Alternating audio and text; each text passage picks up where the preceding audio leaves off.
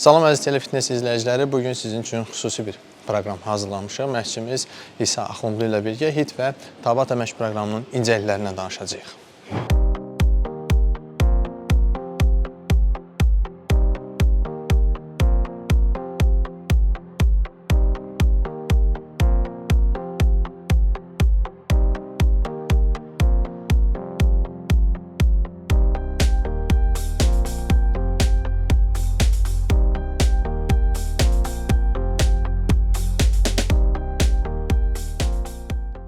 Bəli, əziz tamaşaçılar, az öncə qeyd etdiyim kimi, bugün Telefitnessin xüsusi bir buraxılışıdır və bu məşq proqramımız tamam ayrıcı olacaq. İzləyənlər üçün də elə düşünürəm ki, maraqlı olacaq. Mövzumuz HIIT və Tabata məşq proqramıdır. Təbii olaraq tək deyiləm. Bu mövzuda mənə kömək edən məşqçimiz var.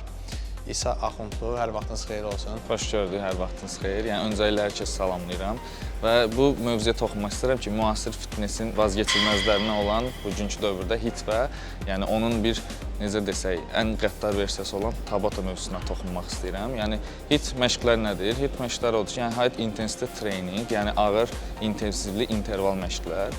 Bu məşqlər necə olur? Belə deyim, qısaca misal gətirsək, məsələn, 30 saniyə ərzində hərəkət icra olunur və 15 saniyə ərzində tam dinlənmə və yaxud yüngül hərəkətlərlə dinlənmə bu şəkildə. Və bu Tabata versiyasında isə burada hərəkət 20 saniyə icra olunur, 10 saniyə dincəlmə və bu proses 8 dəfə təkrarlanır. Bu 4 dəqiqə ərzində tamamlanır. Bu 1 set halında. Biraz daha orta səviyyələr üçün artıq 5 set və 8 setə qədər çıxarda bilərik. Yəni normalda 5 set 20 dəqiqə ərzində bu məşq yöntəmi bitirir. Ən əsası da məsələn kardio etmək istəməyənlər və yaxud ev şəraitində məşq etmək istəyənlər və yaxud zalda, eyni zamanda nə bilim dağda, dərədə, meşədə, yəni bu hər cür necə deyim, alanda məşq edə biləcəyimiz bir idman növüdür. Bəli, hər bir şəraitə idman növüdür. Yəni HIIT məşqləri niyə belə vazgeçilməz, əvəz olunmazdır? Bunun önəmli rolu da epok effektidir. Bu məsələn biz maşın sürürük, bir 200 dəqiqə aqressiv maşını sürdükdən sonra, motoru söndürdükdən sonra mühərrikimiz hələ də isti qalır və onu soymaq üçün fanlar falan bir enerji sərf edir. Yəni insan bədənində eyni şəkildə bu cürdür. Atıram biz ağır intensivli məşq etdikdən sonra bədənimiz bu dediyim kimi epok dövrünə girir. Bu da bədənimiz 24 və 48 saat ərzində hələ də kalori yandırmağa və davam edir. Xəbərimiz olmadan həmin o məşqin belə deyək ki, keyfiyyətini hələ də hiss eləyirik. Bəli. Yəni bu prosesdə niyə kalori xərcləyirik? Bu prosesdə məsələn itirdiyimiz ən önəmli olan ATP və kreatin fosfat depolarını məsələn bədənimiz bərpa etmək üçün, eyni zamanda isinmiş bədənimizi soyutmaq üçün və qanda olan, əzələdə olan oksigen səviyyəsini normaya gətirmək üçün və bir neçə prosesi yerinə yetirmək üçün bu bədənimiz kalori yandırmağa, enerji xərcləməyə vadar eləyir. Bunun üçün də biz bir neçə hərəkət göstərəcəyik bugün nümunə olaraq. Yəni HIIT məşqlər biraz daha belə deyim də Tabata kimi sərt deyil. HIIT məşqlərdə dediyim kimi 30 saniyə hərəkət, 15 saniyə dincəlmə. Bu dincəlmədə belə deyim gəzişmə də eləyə bilərik yüngül şəkildə. Yəni yürüyüş də eləyə bilərik və 15 saniyə dincəlmə də tam dincəlmə də eləyə bilərik. Yəni heç bir şey etmədən 2 hərəkət də ola bilər, 3 hərəkət də ola bilər, 4 hərəkət də ola bilər. Amma Tabatada isə bu 8 dəfə olmalıdır. Yəni şərtdir ki 20 saniyə hərəkət edib 10 saniyə dincəlib və 8 dəfə bunu təkrarlamaq. Bir set belə tamamlanır. HIIT məşqlə Tabatanın fərqi budur. Mənə də çox maraqlıdır, vaxt itirmədən hərəkətləri izləmək istəyirik. Deməli, bu hərəkətlərə nümunə olaraq ilk hərəkət jump squat göstərə bilərəm. Həm ev şəraitində, həm zal şəraitində və bu hərəkəti biraz daha çətinləşdirə də bilərik. Eyni şəkildə əlimizə qantel də ala bilərik ağırlıq olaraq. Amma başlanğıc dövründə belə deyək də, yeni idmana başlayırsınızsa, başlanğıc dövründə ehtiyac yoxdur heç bir ağırlığa, bədən ağırlığımız yetər qədər kifayət edir. Birinci yanlışlardan bəhs eləyək. Yanlışlar nədir? Ayağımızı daha çox yaxın qoyuruq və yaxud daha çox geniş və yaxud dabanımızı qaldırırıq. Bu dabanımızı qaldırmaq daha çox dizlərimizə yük vurur. Digər yanlışlardan biri də məsələn çömələrkən, yəni squat vəziyyətində olarkən əyləşən belimizi əyməyimizdir. Gərginlik yaradır. Gərginlik yaradır. Yəni üçüncü yanlışlardan biri də jump squat, adı üstünə jump squatdır. Yəni tullanarkən daban üstə düşməkdir. Bu bir yanlış bir şey. Daban üstə düşdüyümüzdə bütün dizlərə və belimizə necə deyim, yük düşür daha çox.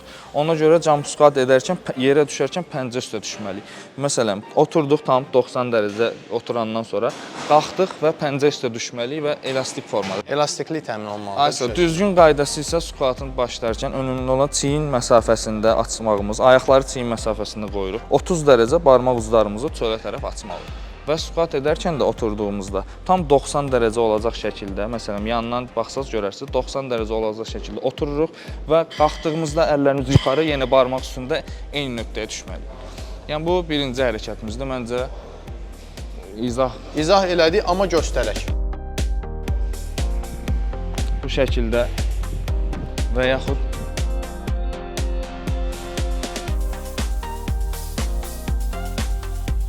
Bu bizim birinci hərəkətimiz idi. Növbəti hərəkət. Növbəti hərəkətimiz börpə hərəkətidir. Bu börpə hərəkətində hardasa demək olar ki, bədənimizin bütün nahiyələri işləyir, əzələ qrupları işləyir, sinəmiz işləyir, qollarımız işləyir və ayaqlarımız işləyir. İndi keçək hərəkətin düzgün formasını öncə göstərək, sonra edilən yanlışlardan bəhs edərik. Demək, əllərimiz çiyin məsafəsində, məsələn, əllərimiz çiyin məsafəsində və çiyinimizdən eyni hizada olmalıdır. Yəni arxaya deyil və yaxud qabağa deyil, çiynimizdə eyni hizada olmalıdır. Sonra dümdüz onurğamız düz olacaq şəkildə, yəni barmaq ucundan boynumuza qədər dümdüz onurğa sütunumuz tam düz şəkildə olmalıdır. Və ondan sonra qabağa tullanış hərəkəti, yəni burada hərəkətin başlanğıc səviyyəsi var. Yəni başlanğıc səviyyə insanlar üçün və yaxud biraz daha orta iləri səviyyə üçün. Yəni başlanğıc səviyyə insanların push-up eləməyi şərt deyil. Yəni ona görə mən biraz daha iləri səviyyə göstərəcəm, amma başlanğıc səviyyədə olan insanlar bu hərəkəti push-up eləməsə də olar. Məsələn də, yəni bu hərəkəti eləməsə də olar. Amma biz yenə eləyəcəyik bugün. Push-up hərəkətini eləyirik, qalxdıqdan sonra tullanırıq. Ayaqlarımız barmaq ucunda tullandıqdan sonra tabanımızı yerə basıb tullanırıq yuxarı.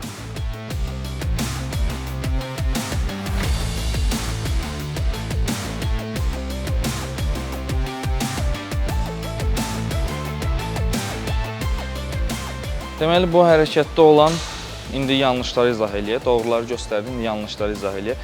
Yanlışlarda, məsələn, burada da zaten özü də görürsünüz, squat pozisyonu var. Eyni şəkildə onları təkrar deməyə ehtiyac yoxdur. Tullanarkən, düşərkən necə düşmək lazımdır, onu izah elədik. İndi buradakı bir nüansı izah eləyək. Aşağıda olanda, məsələn, onurğa sütunumuzun düz olmaması. Adətən, ya push-up edərkən, push-up etdiyimizdə bu şəkildə eləyirlər. Yəni, sinəmiz qabaqda qalır, onurğamız düz, burada düz pozisyonda deyilik, bu yanlışdır. Hərəkətin düz icrası onurğamız tam düz formada olmalıdır. Və yaxud əllərimizi çox geniş açmaq və yaxud çox dar tutmaq. Çox dar tutmaq daha çox qolumuzun arxasını işlədəcək, nəinki sinə əzələlərimiz.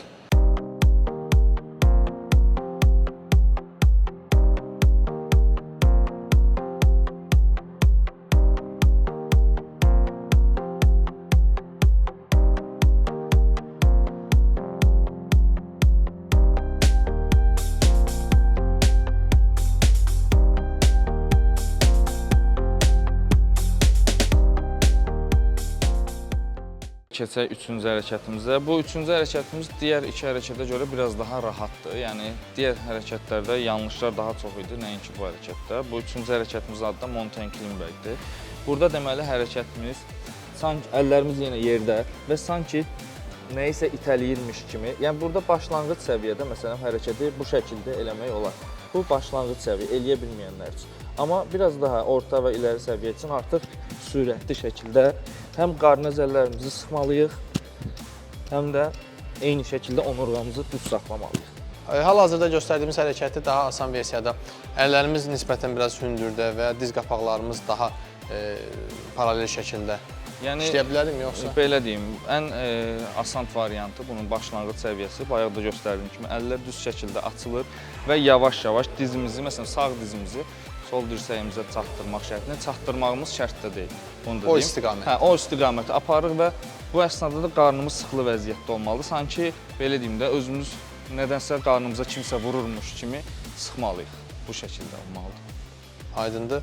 yanlış versiyasında izləmək istəyərdik əslində, amma burada siz dediyiniz kimi Çox da yenə yanlış qeyd etdiyimiz kimi əllərin çox açılmalı. Ay sağ ol. Yanlış versiyada olar onurğanın düz durmaması, dediyim kimi onurğan sütunumuzun tam əyri formada esvari durması.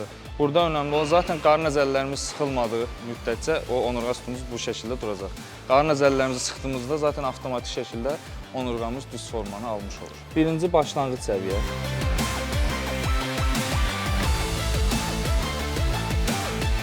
Bəli, daha az tempdə və daha yavaş. Bu ikinci səviyyə isə, yəni orta və yuxarı səviyyə isə qarnımızı biraz daha sıxırıq və sanki nəyisə itələyirmiş kimi. Qabağı həm itələyir, eyni zamanda da çiyinlərimizlə, qollarımızla özümüzü saxlayır.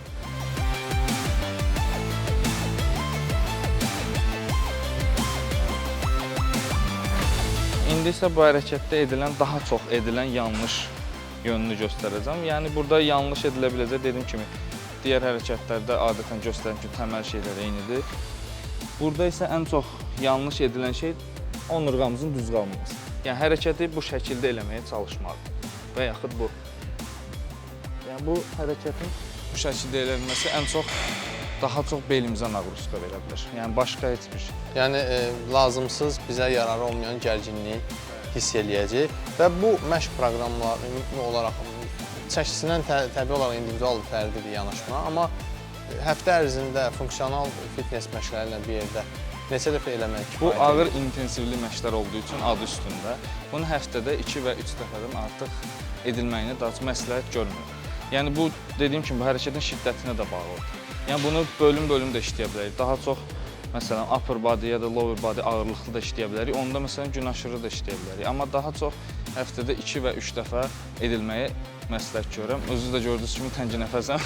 Hələ biz 3 hərəkəti birləşdirmişik burada və burada say artdıqca, raundlar artdıqca daha gərginlik, daha belə deyək ki, stresi hiss edirik. Mən istərdim ki, elə mən də qoşulum.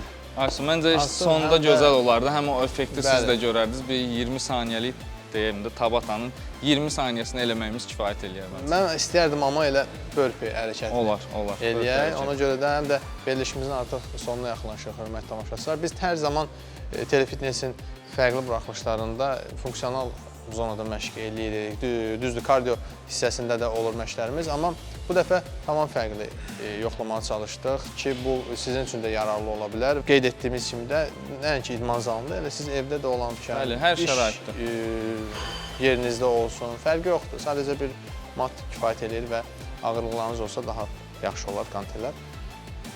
Sırada isə bir yerdə yerinə yetirməyimiz üçün şərait yaranır və izləyirik görək, mən öhdəsindən gələcəm və reaksiya necə olacaq, bədən reaksiyası.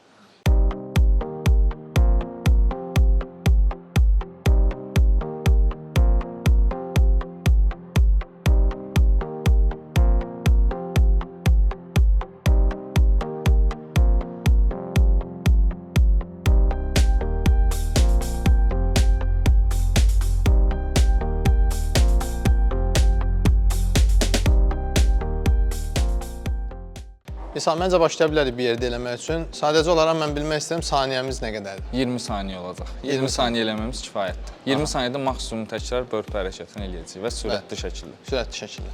Mən hazıram. Yəni kifayət eləyəcək məncə bunu anlamağımız üçün. Siz də çox yormayaq. Yox, yorulmaram, amma ki, yenə də hazıram. Oldu. Onda mən vaxtımızı qoyuram tam ortada. Hazır olduğumuzda aşağıdan başlayacaq. İlk startda push-up olduğu anda başlayırıq, saniyəni başladırıq.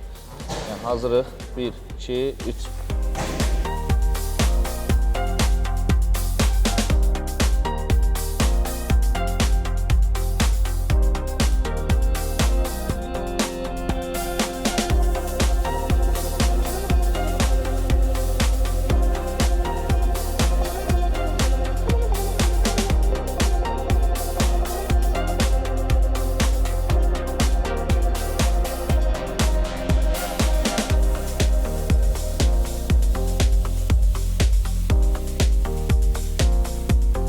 Sayı saya bilmədim, amma ki, ən azı bir 12 dənə falan oldu böyük ehtimalı. Bəli, təngi nəfəslik gəlir, normaldır.